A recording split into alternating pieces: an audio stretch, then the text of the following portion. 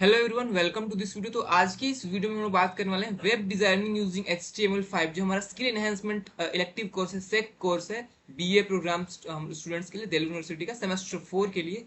तो इसको आज हम कंप्लीट वन शॉट इस वीडियो में पूरा कवर करने वाले हैं। बहुत ही ब्रीफली करेंगे बट पूरा कवर करेंगे। तो स्टे ट्यून रहेगा वीडियो में, एंड तक देखना। एंड स्टार्ट करते हैं। तो देखिए, हमारा जो सिलेबस है सेक का BA programme semester 4 web designing using HTML5 का, वो आपका यहाँ पे है। यूनिट 1 है, इसमें इंट्रोडक्शन टू HTML है, जिसमें व्हाट इज HTML, HTMल documents, basic structure of HTML पढ़ना है, कैसे HTML डॉक्यूमेंट्स क्रिएट करते हैं, मार्कअप टैग्स क्या क्या होती हैं, हेडिंग्स, पैराग्राफ्स, लाइन ब्रेक, ये सब जो टैग्स हैं इनका सिंटैक्स देखना होगा HTML के टैग्स के, ठीक है। नेक्स्ट यूनिट पे है एलिमेंट्स ऑफ HTML। HTML के एलिमेंट्स के बारे में जानना है, टेक्स्ट के बारे में जानना है, लिस्ट जो होती है, ordered unordered list, tables, frames, hyperlinks, image, multimedia, इन सब को देखना है और इन सब के बारे में समझना है, ठीक है। थर्ड यूनिट हमारा है introduction to cascading style sheets, मतलब CSS के बारे में पढ़ना है, जिसमें बेसिक कॉन्सेप्ट है, उसकी प्रॉपर्टीज है, बैकग्राउंड टेक्स्ट फॉर्मेटिंग कंट्रोल, फिर block element, object with list table, फिर CSS की ID, class box, box model, फिर उसका border property, padding, etcetera etcetera, ये सब पढ़ना है, ठीक है। फिर एडवांस यूनिट 4 में एडवांस्ड CSS भी पढ़ना है, जिसमें हमें grouping, dimension, display, positioning, floating, align, pseudo classes, navigation bar, image sprites, attribute selector और CSS कलर्स के बारे में जानना है। यूनिट 5 हमारा है जावास्क्रिप्ट फंडामेंटल्स, जिसमें data types, variables, functions, methods, events, controlling program flow, JavaScript object model जो कि डॉम होता है वो पढ़ना है। फिर built in objects and operators, ये सब पढ़ना है, ठीक है। ये जावास्क्रिप्ट का था। और लास्ट यूनिट है इंट्रोडक्शन टू वेब पब्लिशिंग और होस्टिंग, मतलब अब वेबसाइट, अब इन तीनों को पढ़ के तो आप वेबसाइट बना लोगे, क्योंकि सबको पता है कि HTML जो है एक मार्कअप लैंग्वेज है, जिससे कि वेबसाइट का स्ट्रक्चर बनाते हैं हम। फिर उसको स्टाइलिंग के लिए और ब्यूटीफाई करने के लिए CSS यूज करते हैं, तो CSS भी पढ़ लिया हमने। फिर जावास्क्रिप्ट भी पढ़ लिया, जिससे हम वेबसाइट को डायनामिक बना सकते हैं, उससे यूजर से इनपुट ले सकते हैं और बहुत इंटरेक्टिव बना सकते हैं वेबसाइट को, डायनामिक इंटरेक्टिव वेबसाइट बना सकते हैं। तो जावास्क्रिप्ट भी पढ़ लिया हमने। मतलब हमने एक अच्छा सा फुली फंक्शनल वेबसाइट बनाने का सारा लैंग्वेज पढ़ लिया। और हमें ये भी पढ़ना है यूनिट 6 में कि कैसे उसको पब्लिश करे, कैसे होस्ट करे वेबसाइट को इंटरनेट पे। तो creating website, saving website, working on website, creating website structure, creating titles for web pages, और फिर पब्लिशमेंट का कॉन्सेप्ट हम पूरा पढ़ने वाले हैं यूनिट 6 में। तो ये रहा हमारा सिलेबस। और यहाँ पे जो है आपके कुछ रेफरेंस दिए हुए हैं, यहाँ पे CSS HTML की कुछ, यहाँ पे एक रेफरेंस बुक का नेम दिया हुआ है, यहाँ पे भी एक दिया हुआ है, ठीक है। अब ये तो सिलेबस हो गया, बट अब यहाँ पे एक ये भी चीजें है कि मैं यहाँ पे जब सर्च कर रहा था तो मुझे गाइडलाइंस मिली, ठीक है। तो मैं गाइडलाइंस में आपको दिखाता हूँ। वो तो मैंने आपको जो अभी दिखाया वो सिलेबस था, बट एक गाइडलाइन होता है, ठीक है। तो गाइडलाइन में मुझे ये दिखा कि यहाँ पे जो बुक, रेफरेंस बुक दी गई थी, वो कोई दूसरी रेफरेंस बुक्स थी, ठीक है। और उस सिलेबस मैंने अभी आपको दिखाया है, उसमें कुछ रेफरेंस बुक्स थी दूसरी। तो भाई अल्टीमेटली काम ये है कि मैंने उन दोनों को पढ़ रखा है, दोनों रेफरेंस बुक्स को। तो मैं आपको अपने नोट्स के थ्रू ही पढ़ाऊंगा एंड आपको क्लियरली बताऊंगा, बिकॉज अभी के टाइम पे उतना टाइम नहीं है हमारे पास कि हम बुक्स को पढ़ने जाए। हालांकि मैंने अपने नोट्स वाले सेक्शन में जो मैं नोट्स दे रहा हूँ 151 रुपीज, जिसमें आपको मल्टीमीडिया का पूरा पूरा हर एक चीज सॉल्व मिलने वाला है, नोट्स, समरी, सारे सोल्यूशन के साथ साथ प्रीवियस ईयर, ये सब वो बाकी चीजें मिलने वाली हैं। वो डिस्क्रिप्शन में आप चेक कर सकते हो। तो उस वाले में मैंने इस वेब डिजाइनिंग यूजिंग HTML का जो मेरा सेक है खुद का भी, तो इसका भी मैंने आपको मटेरियल डाल दिया है। तो मतलब डबल चीजें मिल रही है आपको सिर्फ 151 प्राइस के रेंज में, जिसमें आपको कहीं इधर उधर नहीं देखने की जरूरत होगी। तो उसको आप ले सकते हो, बहुत इंपॉर्टेंट रिसोर्स बन जाता है वहाँ पे, ठीक है। तो वहाँ पे मैंने ये सारी बुक्स जो भी है वो अपलोड कर दी है फॉर रेफरेंस पर्पस, अगर किसी को देखना हो तो देख सकते, बिकॉज ये ऑनलाइन तो ऐसे मिलने वाली है नहीं आपको, ठीक है। इंटरनेट पे ऐसे नहीं मिलेंगी वो, तो हमने किसी तरह बहुत ज़्यादा रिसर्च करके इसे ये डाला हुआ है, ठीक है। तो वो सब चीज़ें हैं। तो यहाँ पे एक बार इसको भी देख लो एक बार, जिसमें इंट्रोडक्शन टू HTML, मतलब जो सिलेबस है वो तो एज इट इज सेम इसमें भी है, ठीक है। बट इसमें है कि ये दो बुक रेफरेंस बुक दे दिए हैं और उनके चैप्टर्स दे दिए हैं कि हाँ उस वाली बुक से इतना चैप्टर पढ़ना है, ये पढ़ना है, ठीक है। तो हालांकि इसको भी मैं, इस गाइडलाइंस को भी मैंने उस वाले फोल्डर में अपलोड कर दिया है, नोट्स वाले फोल्डर में ही। तो ये भी आप देख सकते हो, बाकी मैंने ये सब देख रखा है, तो बस आपको दिखा दिया। अब मैं स्टार्ट करता हूँ, ठीक है। तो चलिए स्टार्ट करते हैं। तो यहाँ पे हम आते हैं।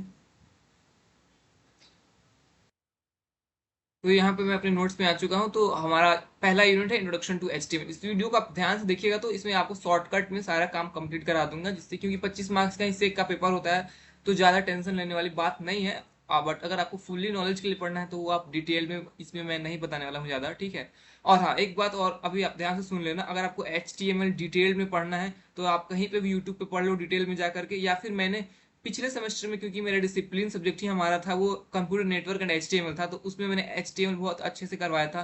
तो उसका आई टिप पे वीडियो अभी आपको आ रहा होगा, वहां पे आप चेक कर लेना और उसको फॉलो कर लेना, उस वीडियो को अगर फॉलो करना है तो डीपली मतलब अच्छे से समझना है तो, क्योंकि यहाँ ब्रीफली समझाने वाला हूँ। या फिर कोई और वीडियो आपको मिलता है यूट्यूब पे, बहुत सारे वीडियो पड़े हुए हैं, तो वहां से भी आप समझ सकते हो। डिटेल में समझना है तो यहाँ पे सिर्फ बेसिक और ब्रीफली डिस्कस करने वाला हूँ, ठीक है।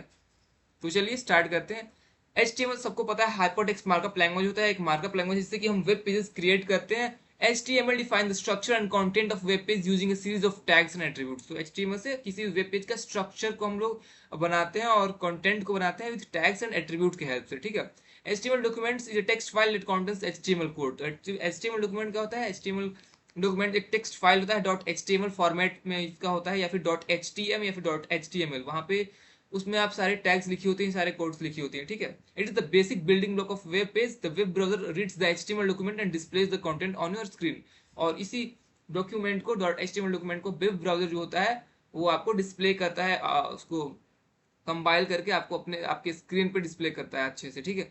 स्ट्रक्चर क्या होता है बेसिक, तो क्योंकि हम HTML5 पढ़ रहे हैं तो यहाँ पे आपको डॉक टाइप जो देना मैंडेटरी होगा, बिकॉज डॉक टाइप डिक्लेरेशन होता है कि ये जो डॉक्यूमेंट है वो HTML में है। तो पहले डॉक टाइप HTML लिखेंगे, फिर HTML, फिर हेड। हेड के अंदर टाइटल होता है, और टाइटल के अंदर जो भी पेज टाइटल कुछ भी टाइटल देते हो आप, वो इनविजिबल होता है, मतलब वो विजिबल नहीं होता है।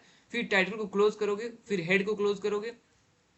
क्लोजिंग टैग्स, ओपनिंग टैग्स तो पता ही होंगी, बहुत बेसिक चीजें हैं। ये ओपनिंग टैग है, और ये उसका जैसे कि ये हेड टैग है, ये ओपनिंग टैग है, और हेड का क्लोजिंग हो गया ये स्लैश वाला जो है, ये क्लोजिंग टैग हो गया। मतलब टैग्स को क्लोज करने के लिए स्लैश पहले डालेंगे, फिर लिख करके बंद कर देंगे, ठीक है। तो ये हो गया।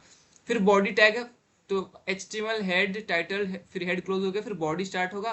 बॉडी के अंदर जो भी चीजें आप डालते हो वो विजिबल होता है आपके मतलब ब्राउजर पे, मतलब वही चीजें मेन जो है कंटेंट होती है, वही चीजें विजिबल होती हैं। तो बॉडी के अंदर आप हेडिंग्स डालोगे, H1 हेडिंग टैग है, H1 के अंदर जो भी लिखोगे वो बोल्ड मतलब फॉर्मेट में, हेडिंग के फॉर्मेट में आएगा। उसके बाद P टैग है, पैराग्राफ के लिए होता है, इसके अंदर जो भी चीज लिखोगे वो पैराग्राफ फॉर्म में आएगा। तो फिर ये हो गया, फिर बॉडी को क्लोज कर दो, फिर HTML को क्लोज कर दो। तो ये बेसिक सा स्ट्रक्चर हो गया HTML का, ठीक है।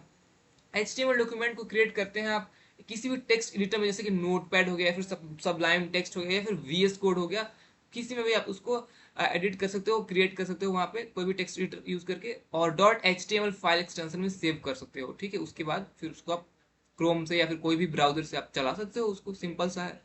मार्कअप टैग्स क्या होती हैं? HTML uses the markup tags to define the elements and structure of web page. Markup tags are surrounded by angle brackets. जैसे कि एंगल, ये जो ब्रैकेट है वो एंगल ब्रैकेट होती है, ठीक है। तो H1 जो लिखा हुआ है वो एंगल ब्रैकेट से मतलब ये है मार्क्ड अप है, सराउंडेड बाई है, ठीक है, सराउंडेड बाई एंगल ब्रैकेट। तो अब दिस इज हेडिंग, जो ये हेडिंग लिखा हुआ है ये H1 टैग है, हेडिंग टैग, ओपनिंग वाला, ये क्लोज वाला, और इसके अंदर जो भी लिखा है वो हेडिंग है, ठीक है। तो इसी तरह से हेडिंग हो गया। हेडिंग जो है 1 से 6 तक होता है, ये तो H1 है तो सबसे बड़ा होगा, फिर H2 उससे थोड़ा छोटा हेडिंग होगा, और H6 जो है सबसे सबसे छोटा होता है, वो H6 वाला हेडिंग होता है, ठीक है। P टैग होता है पैराग्राफ के लिए होता है, जैसे कि यहाँ पे H1 हेडिंग हो गया, P टैग के अंदर जो भी चीज लिखोगे आप इस तरह, ये पैराग्राफ हो जाएगा। लाइन ब्रेक के लिए BR टैग का इस्तेमाल करते हैं हम लोग, और कहीं पे भी जैसे कि आप एक ही लाइन में लिखते लिखते जा रहे हो तो वो आपको उसको ब्रेक कराना है, लाइन को सेकंड लाइन से फिर स्टार्ट करना है, तो उसके लिए हम BR टैग यूज करते हैं, जिससे कि लाइन ब्रेक हो जाता है और नेक्स्ट लाइन से फिर स्टार्ट हो जाता है जो भी लिख रहे हो। तो BR टैग होता है, वो ध्यान रखना है। इस तरह इसका फॉर्मेट होता है BR, और एंगुलर ब्रैकेट से सराउंडेड होता है, तो इसको आप यूज करके लाइन ब्रेक कर सकते हो। फिर HTML के और भी टैग्स होते हैं, जैसे कि A टैग होगा, इससे कि हाइपरलिंक हम डिफाइन करते हैं। A टैग के अंदर जो भी चीज href डाल करके आप जो भी लिंक डालना चाहते हो वो डाल सकते हो, ठीक है। तो वो होता है। उसके बाद आपको इमेज टैग IMG जो होता है, इसको टैग, इसको यूज करके आप इमेज को ऐड कर सकते हो HTML में। इमेज फिर सोर्स इमेज, ये टैग यूज करके फिर इसके अंदर एट्रीब्यूट में डालोगे सोर्स, और फिर सोर्स इज इक्वल टू, और डबल कोट्स में आप जो भी लिंक डालना है वो डाल दोगे, हो जाएगा। फिर UL जो है अनऑर्डर्ड लिस्ट होता है, जैसे कि कोई लिस्ट ऑफ वेजिटेबल्स बनाना है, और तो वो अनऑर्डर्ड फॉर्मेट बनाना है, बुलेट पॉइंट्स में बनाना है, तो UL का यूज करते हैं। OL क्या होता है? ऑर्डर लिस्ट, 1 2 3 4 में अगर कोई लिस्ट चाहते हैं आप, नेम ऑफ द सिटी मान लो, और 5 सिटी का नाम दे दिया और 1 से 5 तक वो आना चाहिए, तो उसके लिए ऑर्डर्ड लिस्ट यूज करेंगे, ठीक है। तो ऑर्डर फॉर्मेट में आएगा 1 2 3 4 5 6, या फिर उसके ऑर्डर को चेंज करना है, ABC करना है, तो OL type is equal to A लिख के ऐसे करके चेंज करते हैं। बहुत डिटेल में मैंने बताया हुआ है अपने पिछले सेमेस्टर वाले जो वीडियो है उसमें, उसमें आप जाके देख सकते हो, अगर वो सब नहीं आता है तो। और क्योंकि ऑब्वियसली अगर आप CS बीए प्रोग्राम सीए आपका है, कंप्यूटर एप्लीकेशंस आपका अगर सब्जेक्ट है तो आपको तो ये सब पहले से ही आता होगा। अगर कोई बंदा बीए प्रोग्राम किसी और डिसिप्लिन का है और उसने अगर सीएस से ले रखा है तो उसके लिए थोड़ा मुश्किल होगा, उसे नहीं आता होगा, तो अदरवाइज तो कोई दिक्कत की बात ही नहीं है। डेट्स वाई आप लोगों ने, और इसके चूज करने का मेन रीजन भी यही था कि मतलब एचटीएमएल आपने पढ़ ही रखा है, तो इसलिए चूज भी आप लोगों ने इसलिए किया होगा कि हाँ एचटीएमएल पढ़ रखा है तो इसमें भी एचटीएमएल तो ज़्यादा दिमाग नहीं चलाना पड़ेगा और ये भी चीज़ें हो सकती हैं। बट कई कॉलेज में ऐसा भी किया गया है कि उन्हें ये नहीं चूज करने दिया गया है, उन्हें उन्हें डाटा हैंडलिंग वाला जो है स्प्रेडशीट वाला वो चूज कर दिया गया। तो खैर वो सब बातें बात की हैं। तो यहाँ पे अनऑर्डर्ड लिस्ट ये होगा। फिर एल जो है, अब अनऑर्डर्ड लिस्ट के अंदर हम लिस्ट आइटम्स को करने के लिए, डिफाइन करने के लिए एल आई टैग यूज करते हैं, ठीक है। फिर टेबल्स को डिफाइन करने के लिए टेबल टैग है, टेबल के अंदर टी आर होता है रो और टी डी होता है टेबल का जो डेटा, ठीक है। फॉर्म टैग होता है, इसे फॉर्म बनाते हो तो फॉर्म में input button select option text ये सब चीजें होती हैं। तो इस समरी में ये सब मैंने बहुत शॉर्ट में ब्रीफली आपको समझा दिया, ठीक है। और इन सबको आप देख लेना, पर्टिकुलरली फॉर्म का देख लेना, अगर लिस्ट वगैरह बनाना भूल गए हो तो आप एक बार चेक कर लेना उसको, ठीक है। अब आता है एलिमेंट्स ऑफ एचटीएमएल। एचटीएमएल जो hypertext markup language consist of elements that are used to define the structure and content of web page. Elements are defined by tags. Most tags have opening and closing tag. Each element have attributes which provide additional information about the element. Clear सी बात है कि हर एक जो tag होता है उसके पास opening और क्लोजिंग वाला टैग होता है, ठीक है। हर एक एलिमेंट जो होता है वो डिफाइंड बाय टैग्स होता है और उस टैग्स में ओपनिंग और क्लोजिंग दोनों होती हैं। हर एक टैग के बाद एट्रीब्यूट होता है जिसमें एडिशनल इन्फॉर्मेशन होती है। यहाँ पे जैसे कि पैराग्राफ टैग है तो पी ओपनिंग है, ये क्लोजिंग है। हेडिंग में H1 से लेके H6 तक मैंने दे दिया यहाँ पे। फिर बोल्ड इटैलिक करना है तो बोल्ड करना है तो बी टैग लगाओ, फिर बंद कर दो। फिर इटैलिक तो आई यूज करो। अंडरलाइन करना है तो यू करो, ठीक है। स्ट्राइक थ्रू करना है, टेक्स्ट के बीच से अगर लाइन गुजारना है, स्ट्राइक करना है तो एस जो है वो टैग होगा यूज, और स्ट्राइक टैग भी यूज कर सकते हो आप, ठीक है। Working with list. अब लिस्ट की बात करें तो एचटीएमएल में दो टाइप की लिस्ट होते हैं, ऑर्डर्ड लिस्ट, अनऑर्डर्ड लिस्ट। तो ऑर्डर्ड लिस्ट में क्या होता है, ओएल आप लिखोगे और उसके बाद फिर एल आई लिखोगे, उसमें जो भी आइटम्स होगी लिस्ट की उसके आइटम्स के लिए एल आई लिखोगे और एल आई लिख के फिर क्लोज करोगे, ठीक है। फिर अनऑर्डर्ड लिस्ट है तो उसमें यूएल लिखोगे और फिर बंद करोगे और फिर उसके अंदर जो है एल आई लिखोगे लिस्ट आइटम्स। अनऑर्डर्ड लिस्ट या ऑर्डर्ड लिस्ट कोई भी लिस्ट हो, अगर उसमें क्योंकि सीधा सीधा ऐसे लिखोगे तो बाय डिफॉल्ट क्या होता है, ये ऑर्डर्ड लिस्ट है तो बाय डिफॉल्ट 1 2 3 4 हो जाएगा उसमें।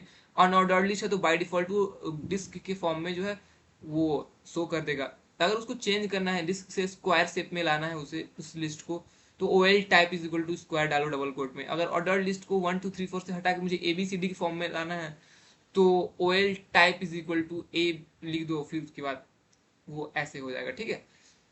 तो और लिस्ट के अंदर मैंने एल आई होता है वो बता ही दिया। Working with table and frame. Table और फ्रेम तो आसान है, टेबल टैग स्टार्ट करना है, अगर टेबल को बनाना है HTML में तो टेबल टैग से स्टार्ट करोगे। टेबल फिर बॉर्डर जो भी देना है दे दो, 2 2 3 जो भी देना है जितना दे दो। उसके बाद फिर TR TD TH इनफैक्ट होता है टेबल का हेडिंग, TH उसमें जो भी डालना है डाल दो। उसके बाद फिर TR रो के लिए होता है वो डाल दो, फिर रो के अंदर TD करके डेटा डालो, ठीक है। तो ये सब क्लियर होगा आपको, इसमें ज्यादा टाइम वेस्ट नहीं करते हैं, आगे बढ़ते हैं। Working with hyperlinks image and multimedia. तो हाइपरलिंक ऐड करना है तो href इज इक्वल टू और जो भी लिंक डालना है डाल दो, फिर इसको क्लोज कर दो। इमेज ऐड करना है तो image src is equal to जो भी यहाँ पे सोर्स है URL है डाल दो, फिर alt is equal to alt में जो भी डालना है कि वो क्या टेक्स्ट शो करे, अगर वो इमेज ना ओपन होता है ऐसा करके डाल दो जो भी टेक्स्ट डालना चाहते हो, ठीक है। फिर मल्टीमीडिया, अगर वीडियो ऐड करना है तो video src is equal to video का पाथ डाल दो, जो भी इमेज या लिंक जो भी डाल, सॉरी इमेज का जो भी वीडियो का जो भी पाथ डालना है डाल दो। उसके बाद यहाँ पे उसका जो फाइल नेम है वो डालो, फिर उसके बाद यहाँ पाथ डाल दो उसका और फिर क्लोज कर दो, ठीक है। ऑडियो के लिए भी है, audio SRC is equal to फिर ऐसे ऐसे ऑडियो, ठीक है।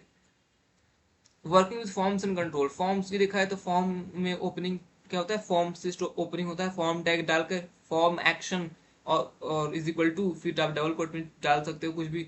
उसके बाद फिर इनपुट टाइप से आप जो भी इनपुट लेना चाहते हो, जैसे टेक्स्ट इनपुट लेना है तो इनपुट टाइप टेक्स्ट डालना होगा। फिर ऑप्शंस बहुत सारे इसमें ऑप्शंस होते हैं, बटन्स होती हैं, वो सब डाल सकते हो। टेक्स्ट एरिया होता है, ठीक है, ये सब चीजें होती हैं। फील्ड सेट होता है उसमें, फॉर्म्स में कंट्रोल्स क्या क्या होता है, फील्ड सेट, लिजेंड, ये सब चीजें होती हैं। जैसे कि अगर आपको पूरा फॉर्म को एक बॉक्स में कवर करना है तो आप लिजेंड टैग का यूज करो, फील्ड सेट टैग का यूज करो, ठीक है। ये सब टैग्स होती हैं। तो बस इतना ही पढ़ना है, form, table, order list, unordered list और बेसिक से टैग्स जो आपको पता ही होंगे, तो ये सब कर लेना। और अगर इसमें कोई भी दिक्कत आ रही हो तो मैंने 2 बार बात बोल दिया, अब तीसरी बार बोल रहा हूँ कि मेरी वो वाली वीडियो देख लेना जो मैंने पीछे पिछले सेमेस्टर में बनाई थी, उसका मैं आई बटन में दे दूंगा एंड डिस्क्रिप्शन में भी लिंक दे दूंगा, या फिर आप कहीं और से भी उसको देखना चाहते हो तो देख सकते हो, ठीक है। अब आते हैं हम लोग सीएसएस पे आ रहे हैं। तो सीएसएस क्या होता है? Introduction to cascading style sheets, जिससे कि हम वेबसाइट में ब्यूटीफाई करते हैं, अदर उसमें डिजाइनिंग वगैरह करते हैं विद हेल्प ऑफ सीएसएस, ठीक है। तो CSS is the style sheet language used to describe the presentation of a document written in HTML और XML. CSS allow the web developers to separate the presentation of a web page from its content, enabling greater control and flexibility over the appearance of the page. कैसे create करते हैं? CSS can be included in an HTML document using the style tag, or it can be stored in separate file .css extension and linked to the HTML using the link tag. तीन तरीके का होता है, सबको पता होगा, अगर नहीं पता तो बताता हूँ। Inline, external, internal.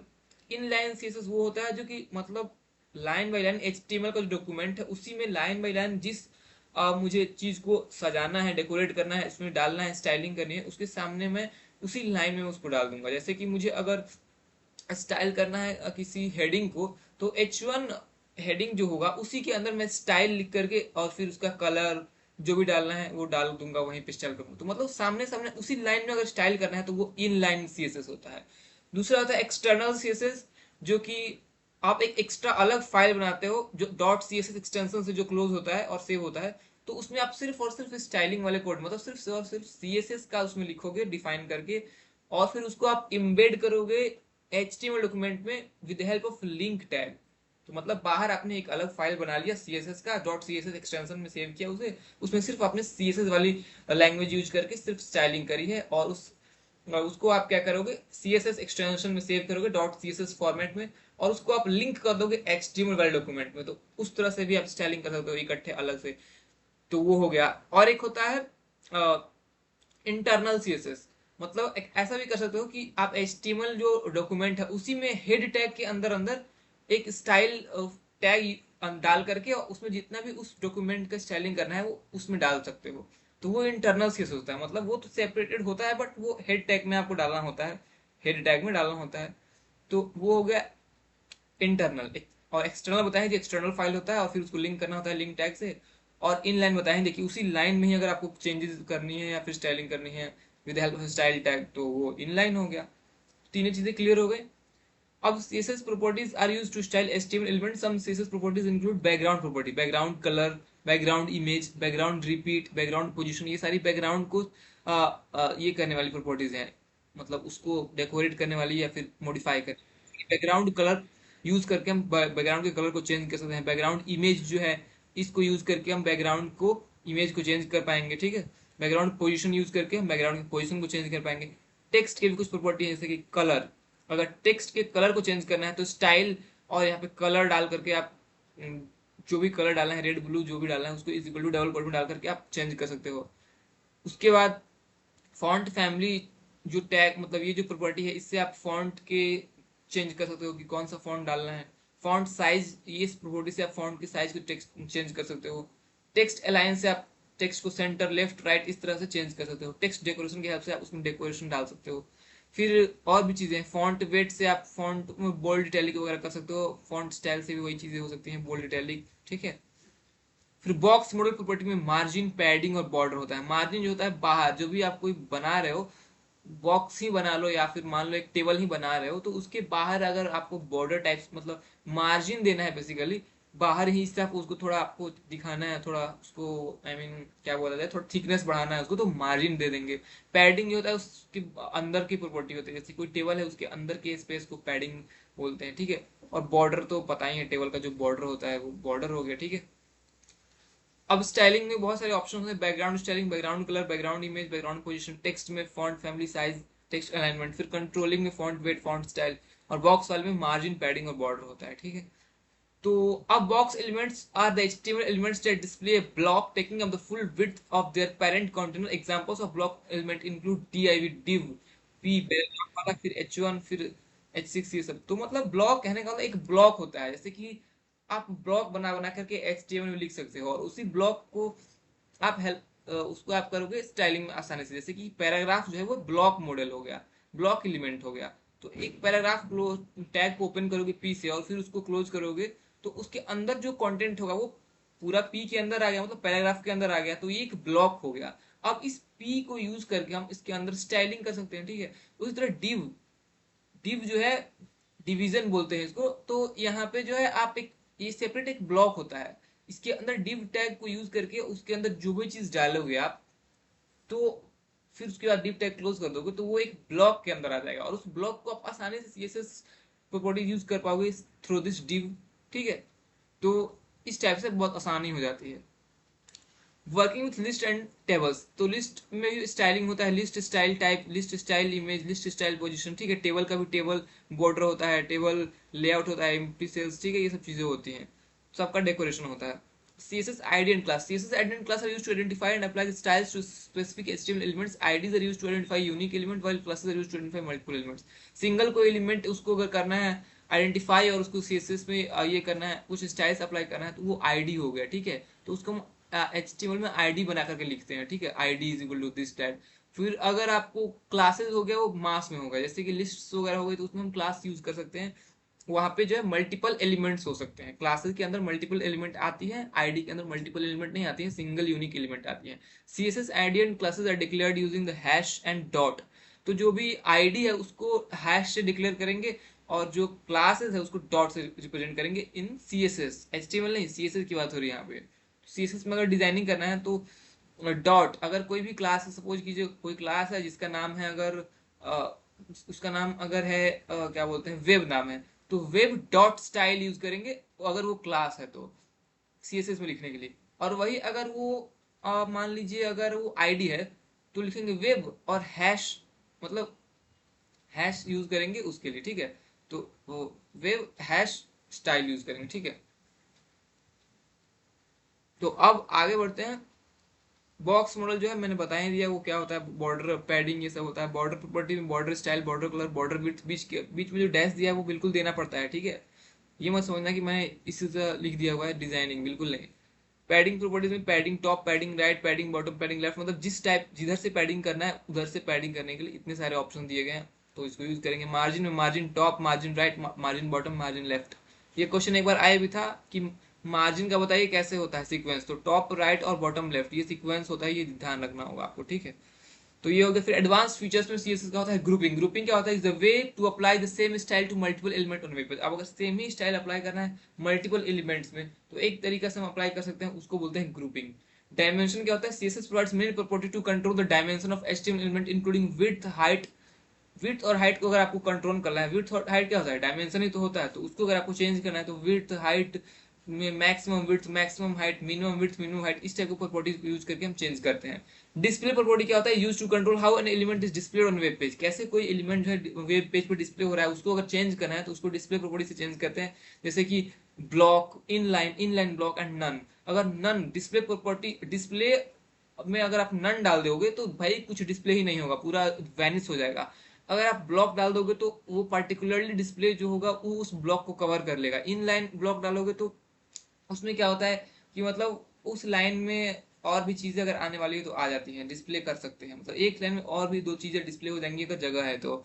और ब्लॉक करने से एक लाइन में सिर्फ वही चीज डिस्प्ले होगी जिसको आपने ऐड कर रखा होगा, ऐड करके रखा होगा, तो वो पूरा लाइन को वही ले लेगा, तो उसको ब्लॉक डिस्प्ले होता है, ठीक है। मतलब उसको यूज करते हैं, ठीक है।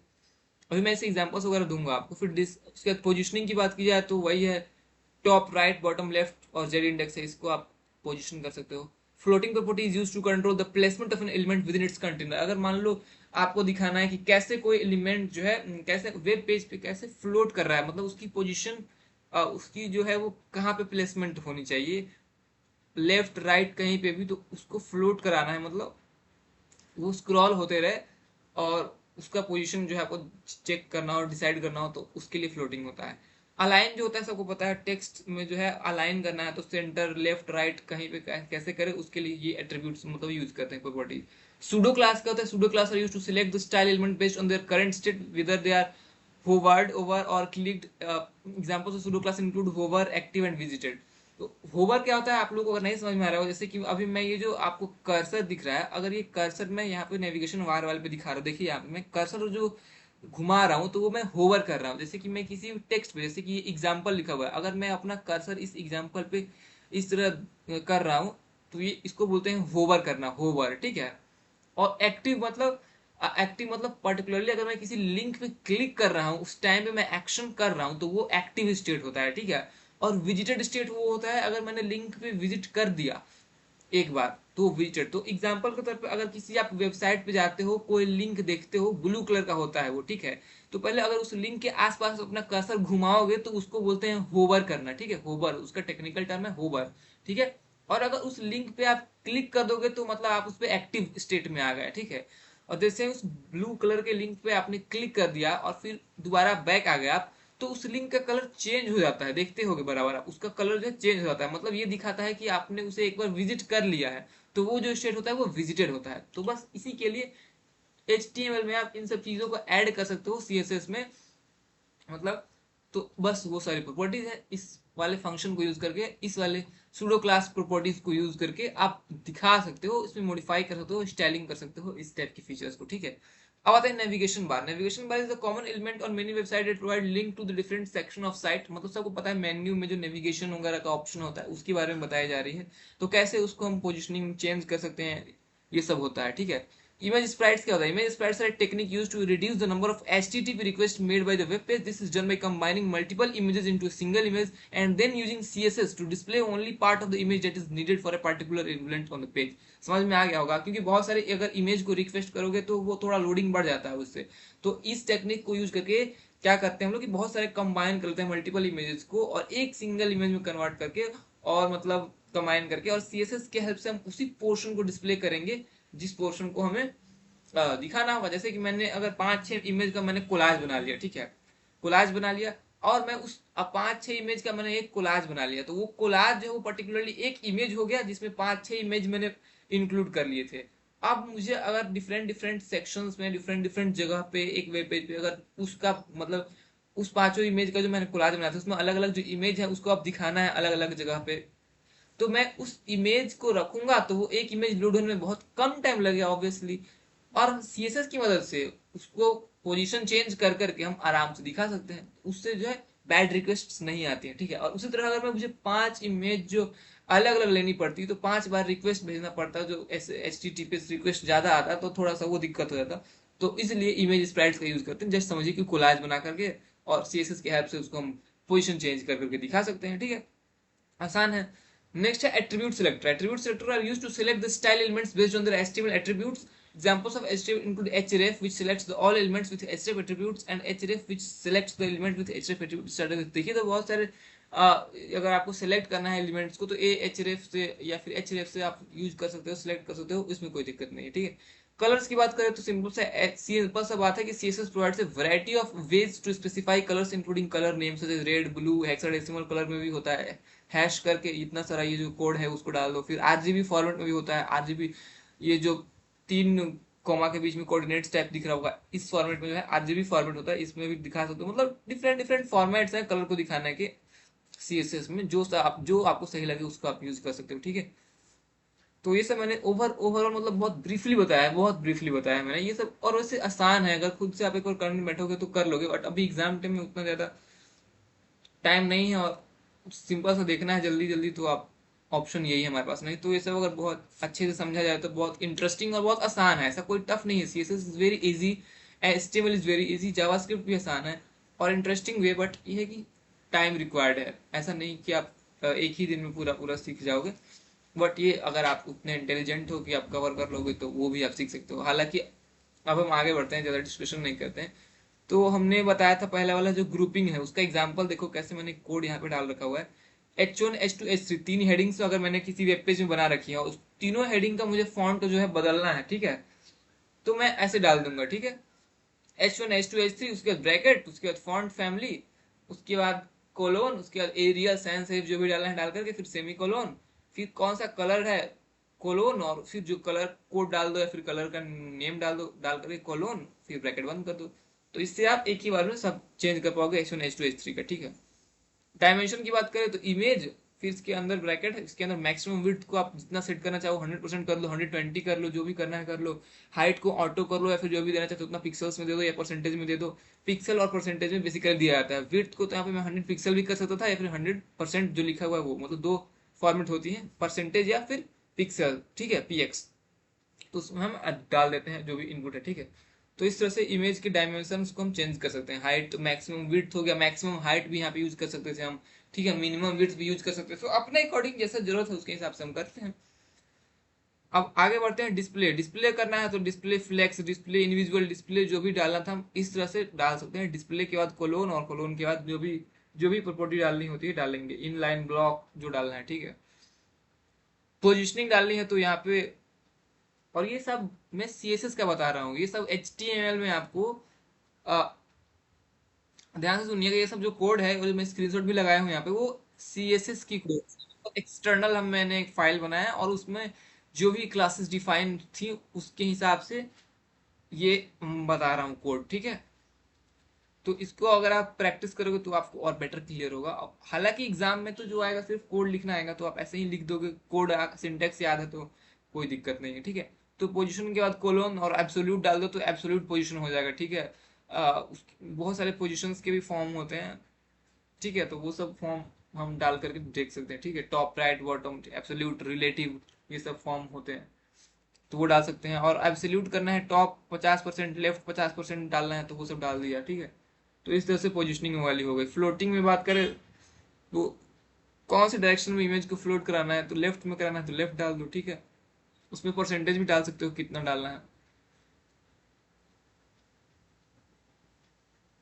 अलाइन करना है तो ये देखो, टेक्स्ट अलाइन यूज करना, कोलोन, सेंटर डाल दो, लेफ्ट राइट जो भी डालना है, लेफ्ट राइट डाल करके सेमी कोलोन डालकर बंद कर दो ब्रैकेट, ठीक है। और यहाँ P इसलिए यूज किया गया है बिकॉज उस पैराग्राफ के टेक्स्ट को अलाइन करना है हमें, इसलिए। अगर मुझे उस हेडिंग के टेक्स्ट को अलाइन करना होता तो H1 लिखते हैं यहाँ पे, ठीक है। तो वो सब आपको समझ में आ ही रहा होगा। सूडो क्लास करना है तो HA.H होवर, फिर कलर रेड।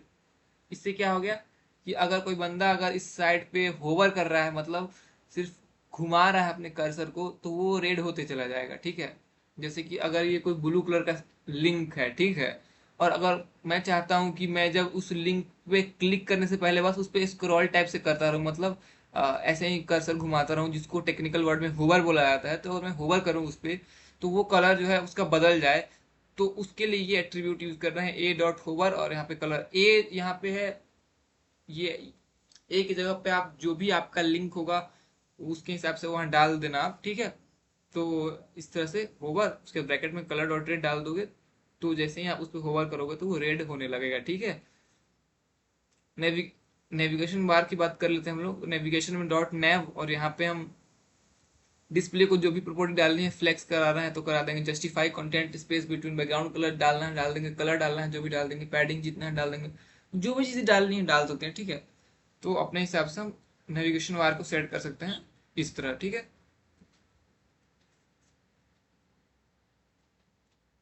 इमेज स्प्राइट्स की बात किया तो कंबाइन करना है मल्टीपल इमेज, तो उसको भी आप कर सकते हो कंबाइन, और इस तरह से कर सकते हो, ठीक है। एट्रीब्यूट सिलेक्टर है तो यहाँ पे जो भी एट्रीब्यूट को सिलेक्ट करना है तो इस तरह कोड देख सकते हो। AHREF जो भी लिंक है डाल दो, उसके बाद जो भी कलर डाल दो, ठीक है। तो ये सब होगा। अब जावा स्क्रिप्ट की बात कर लेते हैं, ठीक है। तो जावा स्क्रिप्ट क्या होता है, बेसिकली डायनामिक वेब पेज बनाने के लिए होता है, जिसमें हम यूजर से इनपुट लेते हैं, बेसिकली डायनामिक और इंटरेक्टिव वेबसाइट बनाते हैं हम इससे। तो जावास्क्रिप्ट में डेटा टाइप्स एंड वेरिएबल्स क्या होते हैं। In JavaScript there are several data types including strings, numbers, boolean, object and undefined. To declare a variable use the var, let और कांस्टेंट कीवर्ड। जैसे कि var name is equal to John, तो हमने variable create कर दिया, var name is equal to John है, double quote में लिखा हमने, फिर हमने सेमीकोलन दे दिया, तो हमने एक वेरिएबल डिक्लेयर कर लिया, इसके अंदर जॉन हो गया, ठीक है। तो इस तरह से हम वेरिएबल जो है डिक्लेयर कर सकते हैं var से, ठीक है। var लेट से भी कर सकते हैं, और const कॉन्स्ट से भी कर सकते हैं, ठीक है। उसके बाद फंक्शन मेथड इवेंट की बात करें तो function are the block. Function तो सबको पता है कि ऐसा कोड होता है जिसको हम लोग बार बार यूज करते हैं, ठीक है। जैसे कि कोई स्पेसिफिक टास्क को परफॉर्म करना है तो एक फंक्शन बना लेते हैं, जिससे कि हम बार बार उसी को यूज करें फंक्शन को। तो हम फंक्शन बनाने के लिए फंक्शन कीवर्ड यूज कर रहे हैं। फंक्शन ग्रीट नेम, फंक्शन डाल दोगे कीवर्ड, उसके बाद जो भी फंक्शन अगर आप बनाना चाहते हो फंक्शन का नेम, और उसमें अंदर जो भी नाम है वो डाल दो। उसके बाद ब्रैकेट में डाल दो कि उस फंक्शन का काम क्या होगा। तो उस फंक्शन का काम ये होगा console dot log. Console dot log जैसे कि पाइथन में प्रिंट से प्रिंट कराते थे आउटपुट, ठीक है, उसी तरह यहाँ पे कंसोल डॉट लॉग से हम प्रिंट कराते हैं आउटपुट, या फिर डॉक्यूमेंट डॉट राइट से, ये सब चीजें हैं प्रिंट कराने वाले। तो यहाँ पे कंसोल डॉट लॉग देखो, फंक्शन डिफाइन करने के लिए सिंपल सी बात है, पहले फंक्शन कीवर्ड यूज करेंगे, फिर फंक्शन का नेम, उसके अंदर नेम डाल दो, उसका कुछ डालना है तो क्लास वगैरह, उसके बाद कर्ली ब्रैकेट डालो, उसके अंदर अब वो चीजें डालो कोड जो आपको उस फंक्शन को बनाना है, ठीक है। तो जैसे कि मैंने फंक्शन बनाया जिसका नाम है ग्रीट और नेम, और उसके अंदर मैंने उसका कोड डाल दिया कंसोल डॉट लॉग ब्रैकेट में हेलो, फिर कॉमा, फिर प्लस नेम, फिर यहाँ पे एक्सक्लेमेशन मार्क्स डाल के फिर इसको बंद कर दिया। तो अब ये जो फंक्शन बन गया इसमें मैंने ये बनाया कि आएगा ग्रीट जॉन। अब यहाँ पे मैं ग्रीट जैसे ही जॉन करूंगा तो मेरा नेम प्रिंट हो जाएगा हेलो जॉन, ठीक है, क्योंकि हमने फंक्शन में डाल दिया था कि हेलो, उसके बाद नेम आया और नेम इसके अंदर है, ठीक है। तो इस वाले के अंदर जो है जैसे ही हम टाइप करेंगे ग्रीट जॉन तो ये चलने लगेगा फंक्शन, और यहाँ पे हेलो जॉन मेरा प्रिंट हो जाएगा और एक्सक्लेमेशन मार्क भी प्रिंट हो जाएगा, ठीक है। अब मेथड की बात करते हैं। मेथड क्या होता है? Methods are the functions that are associated with an object and event are actions that occur on web page. तो मेथड क्या होता है? कोई भी फंक्शन से एसोसिएटेड कोई ऑब्जेक्ट है उसको मेथड बोलते हैं। जैसे कि वेरिएबल, हमने एक वेरिएबल बनाया हमने माई स्ट्रिंग नाम से, और उसमें हमने हेलो डाल दिया, ठीक है। और फिर कंसोल डॉट लॉग डालेंगे और माई स्ट्रिंग डालेंगे और यहाँ पे डॉट टू अपर केस डाल देंगे, ठीक है, और फिर हमने ब्रैकेट क्लोज कर दिया इस तरह। तो ये क्या होगा? ये अपर केस में कन्वर्ट कर देगा, ठीक है। तो ये मेथड हो गया। जो भी वेरिएबल बनाया उससे रिलेटेड कोई मेथड बना दोगे तो उसी को बोलते हैं, ठीक है। उससे उससे रिलेटेड कोई भी ऑब्जेक्ट है तो उसको हम लोग मेथड बोलते हैं। और इवेंट्स क्या होता है? Actions that occur on a web page such as clicking a button, इसको बोलते हैं हम लोग इवेंट्स। तो इवेंट के लिए हम देख सकते हैं एग्जांपल, जैसे document dot gate element bye ID, ये है जावास्क्रिप्ट का डोम ऑब्जेक्ट ओरिएंटेड मॉडल, ठीक है। तो अब यहाँ पे लिख दिया document dot gate element bye ID, और यहाँ पे जो भी आपका बटन है वो डाल दो, फिर डॉट ऐड इवेंट लिस्टनर और क्लिक, एंड फिर कॉमा डाल दो, फंक्शन डाल दो, और फिर कॉल करा दोगे तो अलर्ट आ जाएगा बटन क्लिक। तो इस बटन को आप बना सकते हो और वहां से आप जो इनपुट आएगा उस पर आप अलर्ट करा सकते हो, ठीक है। तो वो हो गया। तो यहाँ पे मैंने एक्सप्लेनेशन भी डाल दिया है कि in this example greet function takes the parameter name and logs a message to the console. The to uppercase method is called the myString variable to convert into uppercase, or an event listener is added to the button element with the add event listener method which triggers an alert message when the button is clicked. जैसे ही button click होगा तो एक alert message आ जाएगा।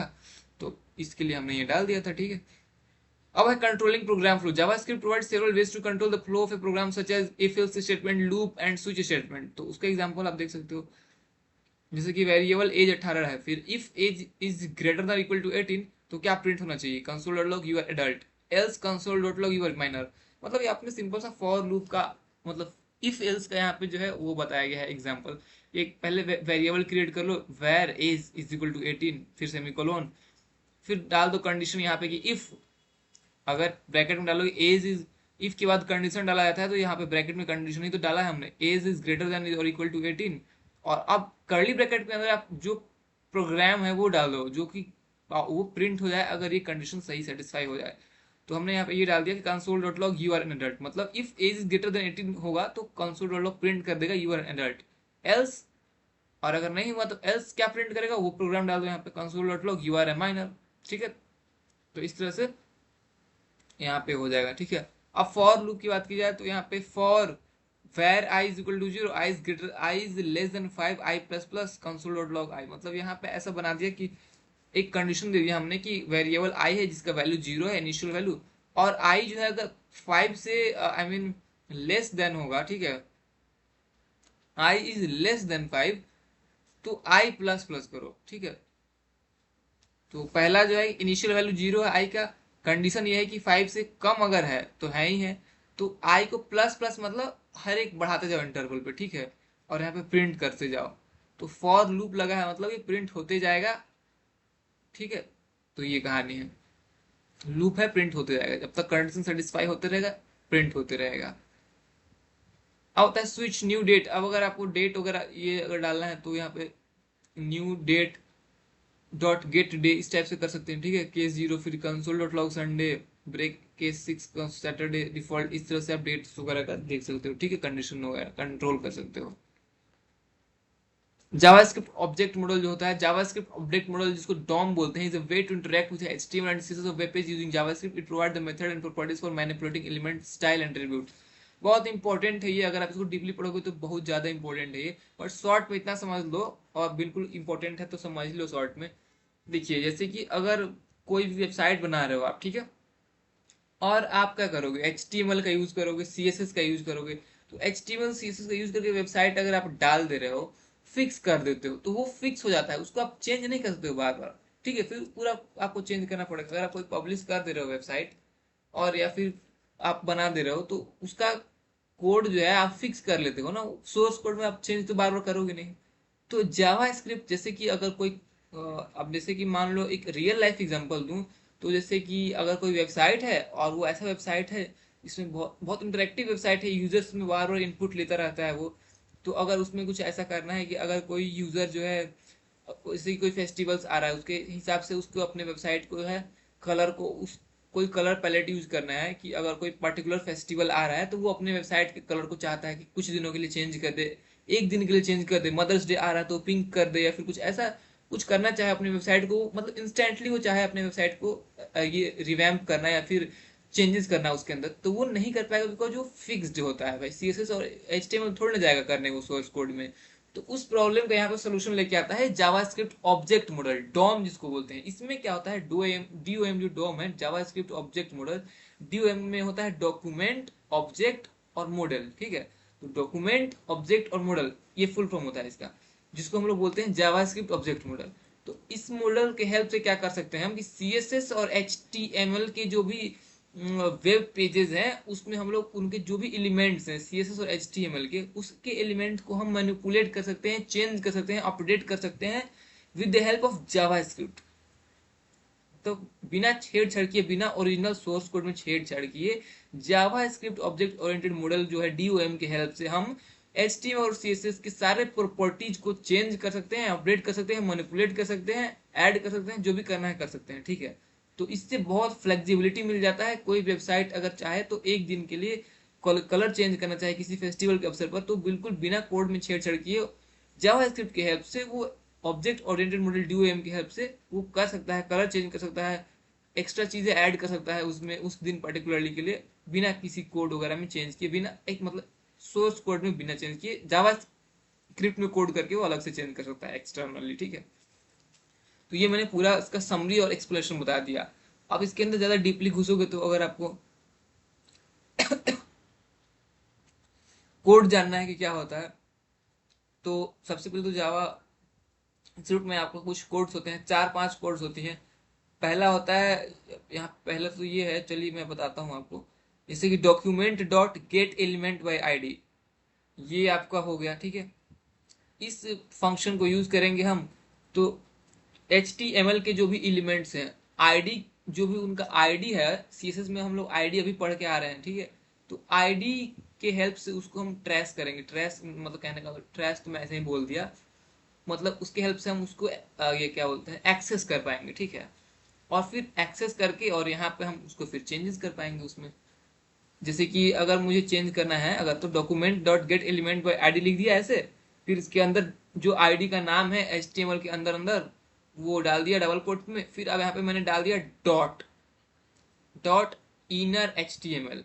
तो inner HTML word का use करना होगा इसके अंदर अगर मुझे चेंज करना है तो। और फिर यहाँ पे न्यू टेक्स्ट, तो यहाँ पे जो भी टेक्स्ट आपको ऐड करना है तो वो ऐड कर सकते हो, ठीक है।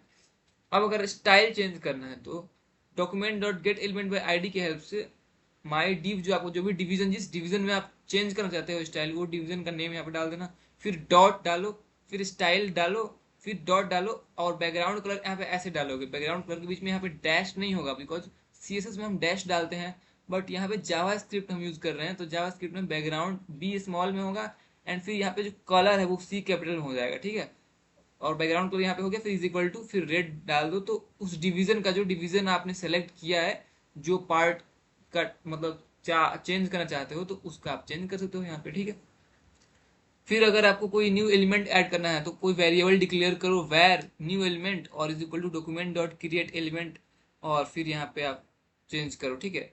तो ये बहुत इंपॉर्टेंट है, इसको बहुत डीपली समझने वाला टॉपिक है। अभी मैं यहाँ पे थोड़ा सा समझाऊंगा तो फिर बहुत ज्यादा समझ में आएगा है नहीं आपको, बट फिर भी अब मैं आपको एक एग्जांपल के थ्रू समझाऊंगा। अभी आपको ले चल के वेबसाइट पे, तो आपको क्लियर होगा।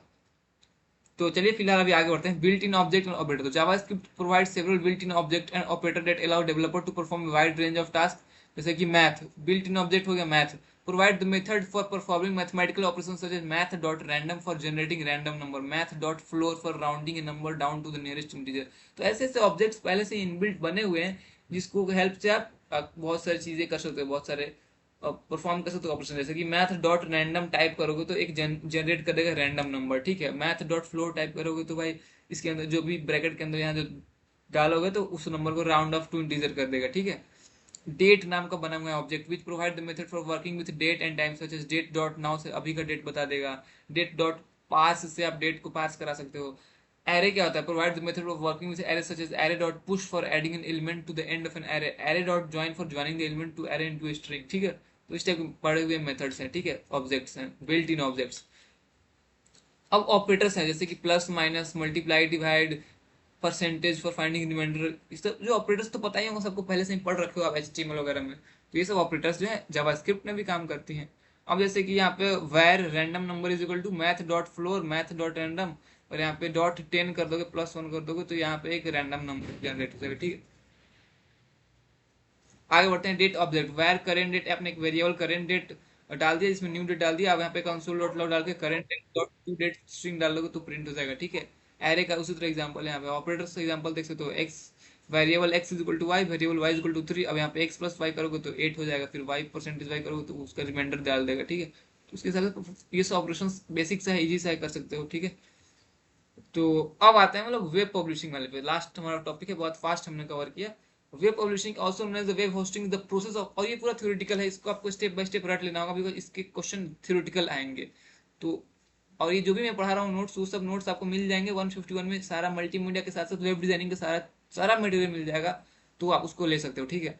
तो चलिए देखते हैं वेब वेब, अब मैंने पूरा समझा दिया थोड़ा थोड़ा करके ही, मतलब बेसिक बेसिक कहने का मतलब ये कि सिलेबस के अकॉर्डिंग तो ये है कि मतलब HTML आपने पढ़ लिया, CSS भी पढ़ लिया, एडवांस भी पढ़ लिया CSS, जावास्क्रिप्ट भी पढ़ लिया, तो अब वेब को पब्लिश करने का बात आता है तो उसको पढ़ेंगे। तो वो पढ़ने जा रहे हैं। Web publishing also known as web hosting, the process of making a website accessible on the internet. Website को इंटरनेट पे पब्लिश करने का काम जो होता है उसको वेब होस्टिंग बोलते हैं, फिर वेब पब्लिशिंग बोलते हैं। Here are some key aspects of web publishing। तो कुछ key aspects हैं। पहला है creating a website। To create a website, you first need to decide on a topic or a purpose of the site. You can use a tool or software to create the site, design, layout, content. Some popular tool for creating the website including the WordPress, Wix, Squarespace। तो पहला जो होता है step वो है website को तो create करेंगे तब तो पब्लिश करेंगे। तो क्रिएट करने के लिए आप कुछ भी टूल्स यूज कर सकते हो, वर्डप्रेस, विक्स, स्क्वायरस्पेस, या फिर HTML CSS वगैरह यूज करके, प्रोग्रामिंग लैंग्वेज यूज करके आप बना सकते हो स्क्रैच से खुद की मतलब वेबसाइट, या फिर इन सॉफ्टवेयर्स की हेल्प से थोड़ा सा हेल्प ले सकते हो, तो ज्यादा कोड वगैरह नहीं करना पड़ेगा, ठीक है। Saving the website, once you have created your website you need to save it to computer or server that has to be accessed online. तो आप वेबसाइट बना लिए तो उसको आपको सेव करना होगा अपने कंप्यूटर में, .html फाइल में, .css फाइल, .javascript फाइल, या फिर आपने ऑनलाइन बनाया है तो ऑनलाइन सेव करना होगा, या फिर जैसे भी आपने बनाया आपको सेव करना होगा सर्वर पे या फिर कंप्यूटर पे। You can save your website locally on your computer using a web development tool or software, or you can save it to a server using a web hosting service such as Bluehost और GoDaddy वगैरह जो है, इसमें आप server पे भी सर्व कर सकते हो, होस्ट कर सकते हो, या फिर अपने कंप्यूटर पे होस्ट कर सकते हो, ठीक है। तीसरा स्टेप है working on the website. After you have saved your website you can contribute to work on it and make updates as needed. You can use web development tools or software to edit the site code and design, or you can use content management system CMS like WordPress to manage the site content. तो या तो आप WordPress के through manage कर सकते हो, update कर सकते हो, चीजें डाल सकते हो, या फिर आप जो भी सॉफ्टवेयर वगैरह और भी चीजें हैं उसको यूज करके आपको अपडेट करना है, उस पर वर्क करना है अपने साइट पे। Creating website structure, to create a website structure you need to organise your content in sections or web page. You can use heading, sub heading or menu to create logical easy navigate structure. और उसके बाद आपको website का structure बनाना है तो HTML का use करके आप हेडिंग वगैरह देकर के जो भी है बना देना अच्छे से। फिर क्रिएटिंग टाइटल्स, फिर आपको वेब पेज का टाइटल्स बनाना पड़ेगा, क्योंकि आप वेबसाइट में एक वेब पेज तो होगा नहीं, कई सारे वेब पेजेस होंगे, तो उसकी टाइटल्स वगैरह बनाना, ये सब चीजें तो उसको आप बना सकते हो अच्छे लैंग्वेज में लिख करके, कंसाइज लैंग्वेज में, एक्यूरेटली, बढ़िया से, ठीक है। नेक्स्ट आपका theme publishing websites, there are pre designed templates you can use to quickly create a professional looking website. Many web development tool and CMS offer a variety of themes to choose from. तो बहुत सारे website मतलब ऐसे platform है जो आपको पहले से ही थीम्स बनी होती हैं, लेआउट सब पहले से डिटरमाइंड होता है, अच्छे डिजाइन पहले से ही बने होते हैं, उसको आप सिर्फ चूज कर लोगे तो वो आपका वेबसाइट में अप्लाई हो जाएगा। जैसे कि मैं एक बार बहुत पहले, एक 2-3 साल पहले की बात है, नया नया जब भी वेबसाइट वगैरह ये चीजें जो है ब्लॉग ब्लॉगर आपने सुना होगा, गूगल द्वारा जो एक प्लेटफॉर्म है ब्लॉगर, जहाँ पे ब्लॉग लिख सकते हो अपना ब्लॉग फ्री ऑफ कॉस्ट, कोई पब्लिशिंग चार्ज नहीं लगता है, कोई होस्टिंग चार्ज नहीं लगता है। तो उस पर मैंने एक बार अपना ब्लॉग वेबसाइट बनाया था।